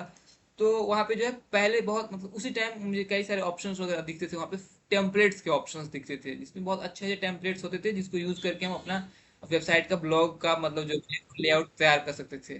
तो कहानी वही है, सेम कॉन्सेप्ट यही है कि पहले से ही प्री डिजाइन टेम्पलेट्स आपको मिल जाएंगे हर हर प्लेटफॉर्म पे, हर जगह वहां पे आप यूज कर सकते हो और बहुत कम टाइम में प्रोफेशनल लुकिंग वेबसाइट पे आप बना सकते हो। ठीक है, अब बना लिए तो पब्लिश करना है, तो publish website you need to upload your site to web hosting server, आपको सर्वर पे होस्ट करना पड़ेगा। This can be done using file transfer protocol software or through a web based control panel provided by hosting provider. Once your site is uploaded it should be accessible online through web address URL. ठीक है, तो आपको host करना है और उसके बाद file transfer protocol के हेल्प से हो जाएगा वो।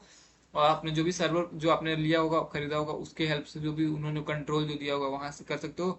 जब पब्लिश हो जाएगा तो आप अपने यूआरएल से एक्सेस कर सकते हो उसको इंटरनेट पे, सिंपल सा बात है। ठीक है, तो web publishing can be done through web hosting service which provide the technology and service needed for website to accessible on the internet. There are many web hosting providers available. They are offer different types of hosting plans to meet different needs and budgets. Before choosing a web hosting provider, it is important to consider factors such as reliability, security, support.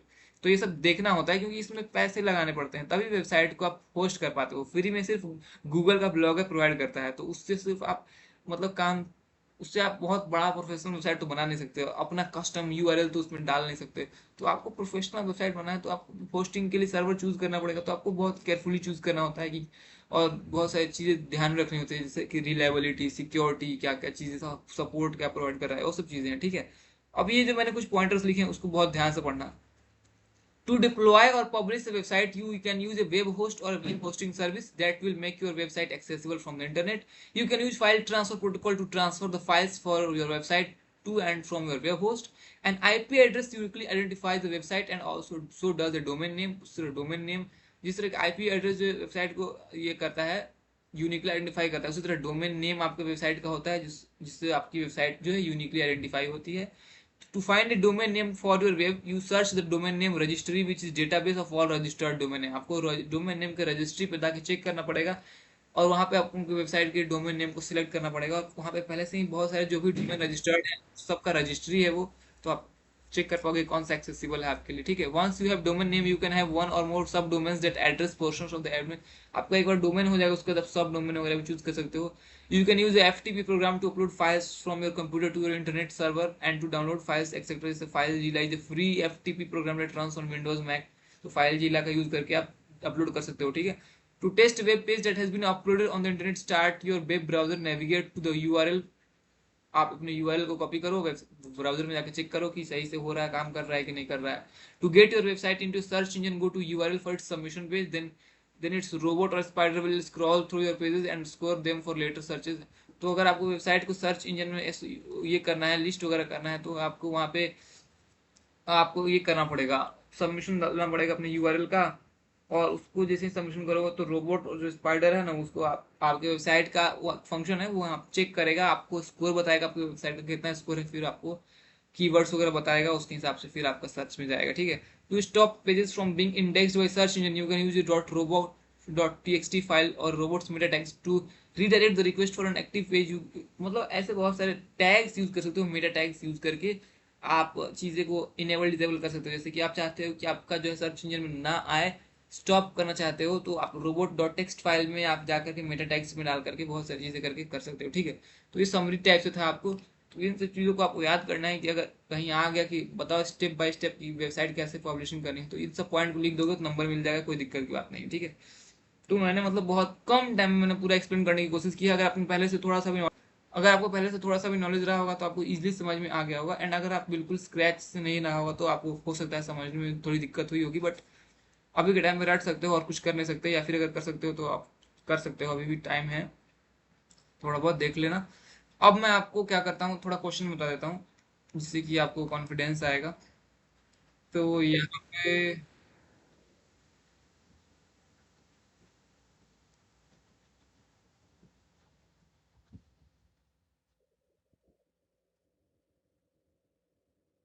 तो यहाँ पे मैं आपको ये दिखाता हूँ।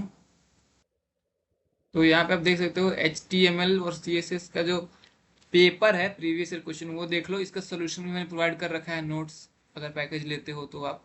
तो देखो सिंपल सी बात है, अगर आप इतना वीडियो देख के आ गए हो मतलब बहुत डेडिकेटेड स्टूडेंट हो, तो अभी लास्ट में इसलिए दिखा रहा हूँ पेपर। तो अब आप देख सकते हो कि 10 क्वेश्चन जो है आपको आने वाले हैं सेक्शन ए में, जिसमें MCQ है, ऑप्शन में दिए गए हैं। तो भाई ये तो आप आसानी से कर लोगे, इसमें बहुत मतलब which of the following methods can be use to display data in some form using JavaScript. तो यहाँ पे document dot write, console dot log, window dot alert सारे होते हैं, तो ऑल ऑफ एबव इसका आंसर हो जाएगा, ठीक है। उसी तरह यहाँ पे छोटे मोटे कोड दिए गए हैं, जैसे what are the types of list available in HTML। तो HTML में कितने टाइप के लिस्ट होते हैं, तो ऑर्डर्ड होता है, अनऑर्डर्ड लिस्ट होता है, दो होता है। तो यहाँ पे फर्स्ट ऑप्शन है करेक्ट हो जाएगा, ठीक है। अब यहाँ पे how to display pre formatted text in HTML, तो यहाँ पे प्री टैग यूज करते हैं, तो ये हो गया, ठीक है। तो इस टाइप से हो गया। What is meant by an empty tag in HTML, तो एम्प्टी टैग का क्या मतलब होता है, तो एम्प्टी टैग का मतलब होता है कि N empty tag does not an empty tag can not have any content with in it. तो 3 नंबर ऑप्शन जो है वो इसका करेक्ट होगा। फुल फॉर्म ऑफ CSS क्या होता है, कैस्केडिंग स्टाइल शीट। मतलब इतने आसान आसान क्वेश्चन आ रहे हैं गाइस, तो आपको मतलब टेंशन नहीं लेना है, बस अच्छे से कंप्लीट कर लेना है चीजें। तो आप अच्छे से MCQ जो 10 नंबर का है वो तो आप ऐसे ही लिख दोगे, सिंपल सी बात है, 10 नंबर तो पक्के ही हैं आपके अगर अच्छे से पढ़ लोगे तो। और अगर नहीं अच्छे से पढ़ोगे तो भाई MCQ में फेल हो जाओगे, बिकॉज MCQ में एक ही ऑप्शन करेक्ट होता है, अगर गलत आंसर दियो तो 1 नंबर भी नहीं देगा, ठीक है। और सेक्शन बी में है जिसमें थ्योरेटिकल टाइप्स है, इसमें थोड़ा लिखने वाला है, तो उसमें what do you understand the term site map, how it is different from wire frame, ठीक है। ये कुछ टेक्निकल टर्म्स हैं, तो उसका मैंने सोल्यूशन प्रोवाइड कर रखा है, तो उसमें से आप देख सकते हो। Create and explain site map for online, मतलब साइट मैप ये होता है कि कैसे नेविगेशन वाला स्ट्रक्चर होता है, ठीक है। तो वो सब होता है। फिर HTML कोड का यहाँ पे बताना है कि right the HTML code for, यहाँ पे नेस्टेड लिस्ट का क्वेश्चन आ गया है, बहुत सिंपल सा क्वेश्चन है, छोटा सा ही क्वेश्चन है, उसका कोड लिखना है, तो मतलब वो तो हो जाएगा। फिर write a Java program to compare 2 number, 2 number को कंपेयर करने के लिए जावा का प्रोग्राम लिखना है, ठीक है। तो ये सब चीजें ये थोड़ा सा पढ़ने वाला है, जावा का प्रोग्राम के लिए 2 टाइप कोड करना है, तो उसमें आपको लिखना पड़ेगा, वेरिएबल्स बनाना पड़ेगा, फिर उसमें आपको कंडीशन देनी पड़ेगी, तो आपको कंपेयर करना होगा, ठीक है।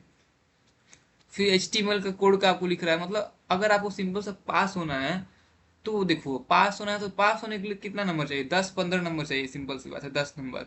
तो MCQ अगर पूरा सही हो जाता है तो आप पास हो जाओगे, ठीक है। तो MCQ को पूरा सही करना ही होगा आपको, क्योंकि इसमें ज्यादा हार्ड क्वेश्चन नहीं आएंगे। और दूसरी बात ये कि आप आसपास में तो देख सकते हो ना, थोड़ा बहुत हेल्प ले सकते हो। अगर MCQ है तो उतना तो चल ही जाएगा। अब मेरे जैसा किस्मत होगा तो मेरा, क्योंकि A से नाम स्टार्ट होता है अभिषेक, तो मुझे फर्स्ट मतलब बेंच पे ही बैठा दिया जाता है, तो मैं आगे, मेरे तो कोई बंदा होता नहीं है, तो मुझे तो खुद पढ़ के आना पड़ता है, तो मैं खुद से लिखता हूँ। बट मेरे पीछे वाले जो होते हैं वो कई बार मेरे से हेल्प ले लेते हैं, कई बार क्या, मैं हर बार ही ले लेते हैं हेल्प। तो उस तरह आपका भी अगर कुछ हो जाए तो MCQ में हेल्प लेने में दिक्कत नहीं है, किसी भी कॉलेज में उतना स्ट्रिक्ट नहीं होता है कि वो थोड़ा सा हेल्प ना ले पाओ MCQ। तो MCQ तो आपका ऐसे ही 10 नंबर का होने वाला है, आप पहले से पूरा तैयार कर लो, अच्छे से पढ़ लो, क्वेश्चन आसान आएंगे कर लेना, और अगर दिक्कत होगी तो हेल्प वगैरह ले सकते हो अगल बगल से, ठीक है। दूसरी बात ये, एक HTML का कोड ये तैयार कर लो। HTML तो भाई किसी भी हाल में आपको अच्छे से करना है HTML, क्योंकि ज्यादा क्वेश्चन HTML से ही है और CSS से है। तो जावास्क्रिप्ट तो थोड़ा आपको हार्ड लग रहा होगा अगर आपने नहीं पढ़ा है कभी, क्योंकि HTML CSS तो आपने पहले से ही पढ़ लिया, डिसिप्लिन कंप्यूटर एप्लीकेशन है। तो HTML CSS में फॉर्म बनाना जरूर देख लेना, हर एक फंक्शन फॉर्म का देख लेना, हर एक बटन देख लेना। तो इस टाइप का क्वेश्चन रहेगा, पहले से दे दिया है, अब इसका कोड लिखना है, तो बहुत आसान है, 5 नंबर ऐसे ही ले जाओगे, ठीक है। और एक ये नेस्टेड लिस्ट का दे दिया है क्वेश्चन, बहुत आसान है, 2 नंबर ऐसे ही ले जाओगे, बहुत आसान है, मतलब 2 मिनट भी नहीं लगे इस कोड को लिखने में मुझे। तो मतलब 5 2 7 नंबर तो ऐसा ही मिल जाएगा अगर ये दोनों ही सिर्फ देख लेते हो, HTML का लिस्ट वाला क्वेश्चन और HTML का फॉर्म बनाना समझ जाते हो, जो कि 10 से 15 मिनट का काम में समझ जाओगे। किसी भी वीडियो में देख लो, यूट्यूब पे जाकर के फॉर्म बनाना, या फिर मेरे ही वीडियोस को देख लेना, मैं पिछले बताया था सेमेस्टर वाले में, कहीं से देखो, बट फॉर्म बनाना समझ लो HTML का। और ये नेस्टेड लिस्ट जो है, आई मीन जो ऑर्डर्ड अनऑर्डर्ड लिस्ट, और उसी दोनों का कॉम्बिनेशन को नेस्टेड लिस्ट बोलते हैं। तो ये लिस्ट बनाना सीख लो, बहुत ईजी है, आराम से आप ले जाओगे, 5 7 नंबर आराम से ले जाओगे, ठीक है। और CSS के जो है सिंटेक्स वगैरह आएंगे, जैसे कि create an inline CSS for making font colour red. अब इतना आसान है, अब इसमें लिखना क्या होगा, सीधे लिखना होगा कि जो भी यहाँ पे है dot style font colour red banana है, तो कलर इज इक्वल टू लिख दो रेड, ठीक है। तो कोई दिक्कत है नहीं, तो उस तरह सिंटेक्स वगैरह देख लोगे। और जावा स्क्रिप्ट का अगर छोड़ना चाहते हो तो छोड़ दो, नहीं छोड़ना चाहते हो तो थोड़ा सा उसको भी कवर कर लेना, ठीक है।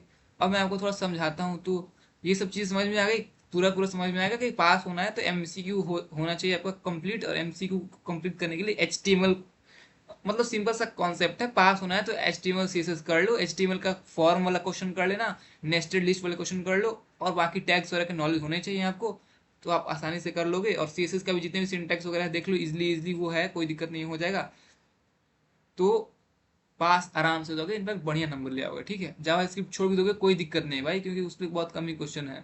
तो पास होने की बात हो रही है तो HTML CSS से पास हो जाओगे, कोई दिक्कत नहीं है। चलो अब बहुत कहानी हो गया, अब आगे बढ़ते हैं।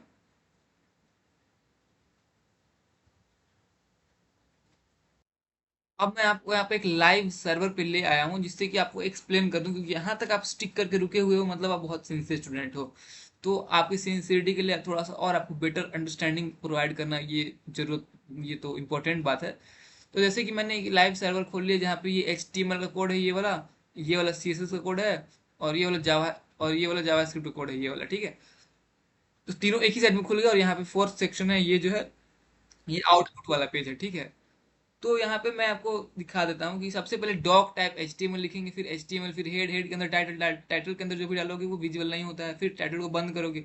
फिर यहाँ पे मुझे लिंक करना है CSS को, तो यहाँ पे REL लिंक टैग यूज करेंगे, लिंक, फिर उसके अंदर REL टाइप करेंगे, फिर इज इक्वल टू टाइप करेंगे, और इसके अंदर जो भी स्टाइल शीट है तो स्टाइल शीट दे दो। ठीक है, टाइप क्या है, टेक्स्ट स्लैश CSS, ये दे दो। और href के अंदर अंदर डॉट डबल कोट के अंदर अंदर उस फाइल का नेम दे दो जिस फाइल में आपने CSS के कोड लिखी है। जैसे कि इस वाले स्टाइल डॉट CSS मैंने यहाँ पे नाम दे दिया, क्योंकि मैंने इस वाले जो कोड मैंने CSS की करी है उसका नाम स्टाइल डॉट CSS मैंने रखा है, तो उसका नाम दे देंगे, तो यहाँ से लिंक हो जाएगा। ठीक है, लिंक कर दिया, हेड बंद कर दिया। ध्यान रखना, लिंकिंग जो होता है वो हेड टैग के अंदर अंदर ही हम CSS को लिंक करते हैं। ठीक है, क्वेश्चन बन भी सकता है और आया भी हुआ है पहले, कि HTML के फाइल को कहाँ पे लिंक करोगे, तो हेड टैग के अंदर अंदर। ठीक है, फिर हेड टैग को क्लोज करिए, फिर बॉडी के अंदर आए, फिर हेडर डिफाइन किए, तो हेडर के अंदर हमने लिखा, हेडर ये होता है जो ऊपर वाला दिख रहा है ना, welcome to my first page. ठीक है, उसको हेडर बोलते हैं। तो पहले वो पुराने वाले HTML में उसको हेडिंग बोलते थे, अब नए HTML5 जो है उसमें हेडर बोलते हैं उसको। तो हेडर के अंदर हमने लिख लिया H1, और अब लिख दी, इसके अंदर लिख दिया हमने वेलकम टू फर्स्ट पेज। अब उसमें फर्स्ट पेज की जगह मैं लिखता हूँ welcome to, welcome to, welcome to my YouTube channel लिख देता हूँ मैं, YOUTUBE यूट्यूब।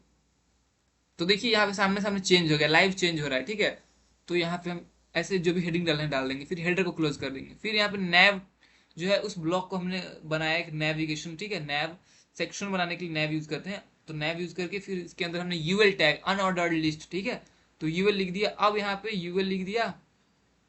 ठीक है, अब यहाँ पे यूएल में आपने क्या लिखा है, AHREF is equal to home, फिर यहाँ पे हैश इसलिए लिखा बिकॉज ये था आपका ID, इसलिए हमने हैश डाला है। उसके बाद होम, फिर अबाउट अस, फिर कॉन्टेक्ट किस तरह लिख दिया हमने। तो हमारा ये क्या हो गया, होम अबाउट अस कॉन्टेक्ट यहाँ पे आ गया। अब ये ऐसे ही नहीं आया, इसमें बहुत चीजें हैं समझने वाली, क्योंकि होम पे क्लिक कर रहे हो तो आपको एक लिंक टाइप से दिख रहा होगा। ठीक है, फिर यहाँ पे अबाउट अस पे भी आप क्लिक कर रहे हो तो ये अंडरलाइन दिख रहा है लिंक टाइप से, कॉन्टेक्ट पे क्लिक कर रहे हो तो वो जो लिंक इसलिए दिख रहा है बिकॉज हमने AHREF जो है ये यूज किया है। अब इस HREF के अंदर जो हैश हमने यूज किया, सॉरी मैंने वो गलती बोल दिया था कि ID के लिए, ये हैश की जगह पे हम जो भी लिंक प्रोवाइड करेंगे तो वो लिंक ओपन हो जाएगा अगर इस होम पे क्लिक करते हैं तो। ठीक है, फिर यहाँ पे इस अबाउट अस के सामने जो ये HREF में जो हैश लिखा हुआ है डबल कोट में, तो इस हैश की जगह पे हम कोई लिंक प्रोवाइड करेंगे URL, तो वो अबाउट अस जो है उस पर क्लिक करेंगे तो उस लिंक पे हम रीडायरेक्ट हो जाएंगे। ठीक है, तो उसके लिए ये हो गया। अब फिर हमने उसको बंद कर दिया, फिर हमने अबाउट अस वाला सेक्शन यहाँ वाला लिखा। ठीक है, जो ये वाला अबाउट अस वाला सेक्शन है, अबाउट अस। ठीक है, ये वाला हम तो यहाँ चेंज कर दिए। ठीक है, अब यहाँ पे पैराग्राफ डाल करके हमने छोटा सा एक पैराग्राफ लिखा। ठीक है, फिर हमने, तो ये जो हमने सेक्शन वाले हेडिंग डाल करके लिखा था, तो इस हिसाब से मतलब जो भी है आप लिख सकते हो यहाँ पे।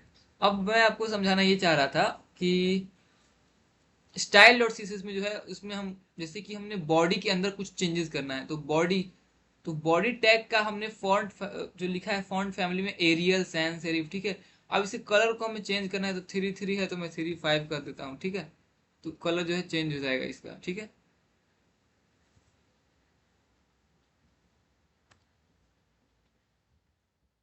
जैसे कि मैं 7 यहाँ पे इस 3 की जगह 4 कर देता हूँ। तो देख रहे हो आप कलर चेंज हो रहा है बॉडी का, बट आपको शायद दिख नहीं रहा होगा। तो मैं इसको थोड़ा और चेंज करता हूँ। 5 फिर भी हल्का ही हल्का चेंज हो रहा है ये।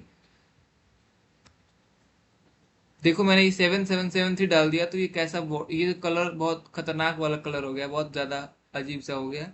तो फिर मैं इसको कम करता हूँ, तो ऐसा कलर हो गया। ठीक है, तो यहाँ पे कलर के कोड्स जो भी है मैं डाल दूंगा तो वो हो जाएगा। ठीक है, अब मैं यहाँ पे इसको ब्लू करना चाहता हूँ, वो भी कर सकता हूँ।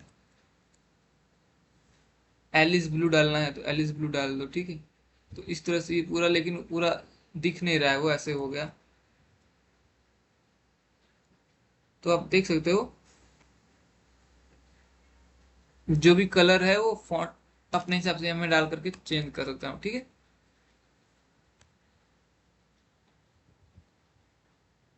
तो फिलहाल हम इसको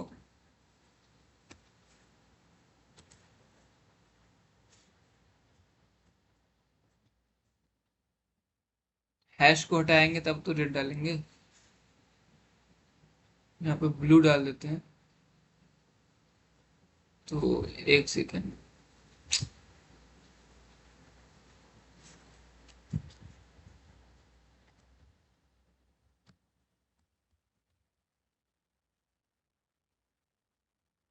तो ये देख सकते हो पूरा ब्लू कलर हो गया। इस बॉडी के अंदर जो भी लिखा हुआ था वो पूरा ब्लू कलर हो गया। ठीक है, उस तरह आप और भी कलर चेंज करना चाहते हो तो कलर कोड डाल करके चेंज कर सकते हो, या फिर जो भी है। अब इस बैकग्राउंड को चेंज करना है तो ये चेंज कर सकते हैं हम। जैसे कि यहाँ पे ये रेड हो गया। अब मैं इसको एलिस ब्लू करना चाहता हूँ, तो इस तरह से ब्लू हो गया बैकग्राउंड। ठीक है, अब इसको दूसरा कलर कर देता हूँ, जैसे कि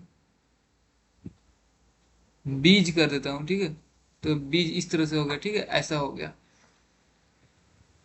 अब इसमें मार्जिन और पैडिंग को भी डाल सकते हैं। पैडिंग 0 है तो 0 है, इसमें पैडिंग अगर 10% डालना है तो 10% डाल दोगे। तो देख सकते हो साइड साइड से हर जगह से 10-10% का ये पैडिंग हो गया। ठीक है, मतलब अंदर की तरफ स्पेस देख सकते हो 10% जो है खाली हो रहा है। और उसके बाद अगर मार्जिन डालोगे तो उसको भी 10% डाल देते हैं, उसको भी 10% डाल देते हैं, तो और 10% छोटा हो गया, मतलब मार्जिन भी आ गया, पैडिंग भी आ गया। तो इसको अब 0-0 कर देते हैं, वही बेटर रहेगा। 0 कर देते हैं, 0 कर देते हैं तो पूरा फुल कवरेज है, कोई पैडिंग वगैरह नहीं है। ठीक है, उस तरह अगर हेडर में कुछ चेंज करना है तो यहाँ पे हेडर डाल दोगे, फिर करली ब्रैकेट, उसके अंदर बैकग्राउंड कलर, कलर पैडिंग जो डालना है तो चेंज कर लो। फिर नेविगेशन वाले में चेंज करना है तो नैव, फिर उसके अंदर ब्रैकेट, मतलब HTML में जो भी सेक्शंस हैं उसको आपको चेंज करना है तो उस सेक्शन का नाम, फिर करली ब्रैकेट, और उसके अंदर CSS की जो प्रॉपर्टीज है लगाते जाओ, चेंज होते जाएगा। ठीक है, तो उसमें कोई दिक्कत नहीं है। ठीक है, तो इस तरह से इतने सारे कोड लिखे गए हैं यहाँ पे, तो उस तरह चेंजेस हो गया। अब यहाँ पे देखो, जैसे कि जावा स्क्रिप्ट का कोड यहाँ पे देखो, यहाँ पे मुझे जो है document dot gate element by ID से हमने फोन जो है, ये जो फोन है ना, इसके नंबर को चेंज करना है। तो document dot gate element by ID phone लिख दिया डबल कोट में, फिर डॉट लिख दिया, टेक्स्ट कंटेंट लिख दिया, इज इक्वल टू लिख दिया। अब यहाँ पे जो भी नंबर है वो चेंज हो जाएगा। अब जैसे कि 4321 को हमें 4344 करना है, तो देखो यहाँ पे 4344 इस तरह चेंज हो गया। ठीक है, तो ये चीजें कर पाते हैं हम जावा स्क्रिप्ट की हेल्प से। ठीक है, इसी को बोलते हैं डोम, ऑब्जेक्ट ओरिएंटेड जावास्क्रिप्ट का जो मॉडल है डोम। तो अब जैसे कि अब मुझे यहाँ पे और भी चीजें चेंज करनी है, ये मैंने कोड पहले से लिख के रखा हूँ आपको बताने के लिए। बहुत सारे ये वास्ट टॉपिक है, इसमें 5 कोड्स टोटल मेथड्स हैं जिसके हेल्प से बहुत सारी चीजें चेंज कर सकते हैं, पूरा कस्टमाइज कर सकते हैं, पूरा मैनिपुलेशन हो सकता है। बट उतना हमें अभी जानना नहीं है, तो इसलिए जैसे कि एड्रेस को चेंज करना है तो 456 को हटा के मैं लिख देता हूँ दिल्ली, लिख देता हूँ DELHI दिल्ली। तो यहाँ पे दिल्ली आ गया। ठीक है, अब यहाँ पे USA हटा देता हूँ, इंडिया कर देता हूँ,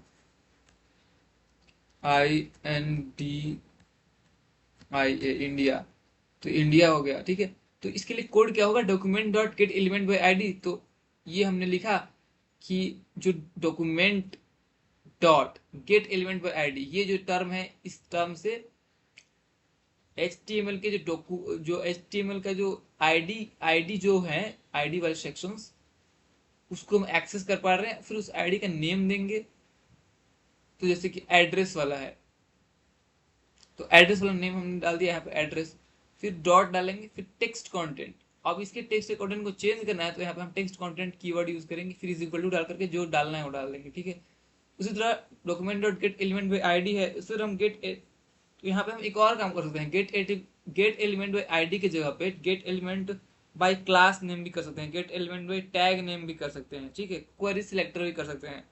बहुत सारे 5 फंक्शंस हैं। पहला है गेट एलिमेंट बाय आईडी, उसके बाद है get element by class name, फिर get element by tag name, फिर get element by query selector, sorry get element by query selector नहीं, क्वेरी सिलेक्टर सिंपल सा क्वेरी सिलेक्टर है, और फिर क्वेरी सिलेक्टर ऑल। तो ये 5 मेथड्स हैं जिसकी हेल्प से हम पूरा CSS और HTML का जो है अब यहाँ एक्सेस कर लेंगे पूरा, और उसमें जो भी मैनिपुलेट करना है उसको मैनिपुलेट कर सकते हैं, ठीक है। तो बस ये आपको छोटा सा लाइव एग्जांपल समझा दिया, जिससे कि थोड़ा थोड़ा समझ में आ रहा होगा आपको। तो बस ये चीजें हैं, बाकी इसको डीपली समझने के लिए तो भाई टाइम चाहिए। तो आज के लिए इतना ही, हमें तो एग्जाम पास करना था, इसलिए इस वीडियो को मैं आपके लिए लाया था कि थोड़ा सा ओवरऑल आपको समझ में आ जाए, एंड आप 1 घंटे के अंदर अंदर मैंने आपको पूरा वो एम्बियंस दे दिया, जिसके कारण आप अच्छे आपको एक समझ में आ गया होगा ओवरव्यू, एंड क्लियर हो गया होगा कि कैसे क्या करना है। तो आई होप कि ये सब चीजें क्लियर हो गई होंगी। तो हम लोग अब इसको एंड करते हैं। वीडियो पसंद आया तो लाइक करना, फ्रेंड के साथ जरूर शेयर करना, बिकॉज सभी के पास शेयर कर दो जितने भी लोग हैं, जिससे कि उन्हें भी आइडिया मिल जाए एंड पूरा समझ में आ जाए कि कैसे करना क्या है। उन्हें PYQs कर लेने हैं, नोट्स ले लो, सबसे पहले जाकर के नोट्स ले लो, उसको पूरा पढ़ लेना, PYQs पूरा रट लेना अच्छे से। HTML CSS जो है बस इतना कर लो अभी के टाइम पे। अगर लास्ट टाइम वीडियो देख रहे हो, एग्जाम के लास्ट टाइम वीडियो देख रहे हो, तो HTML और CSS कर लो, अच्छे से कर लो, हो जाएगा। बहुत कम टाइम लगेगा, 1 घंटे से भी कम लगेगा, कर लोगे, हो जाएगा HTML CSS। एंड उसके बाद that's all, previous question solve कर लो नोट्स लेकर के, काम खत्म। MCQ लगा लेना, एंड बाकी जो है HTML एंड CSS वाले क्वेश्चन कर लेना, पास हो जाओगे अच्छे तरीके से, बढ़िया नंबर से पास हो जाओगे। और टॉप करना है तो जावास्क्रिप्ट भी पूरा समझना पड़ेगा, ठीक है। तो बस मिलते हैं नेक्स्ट वीडियो में, तब तक के लिए bye and have a good day.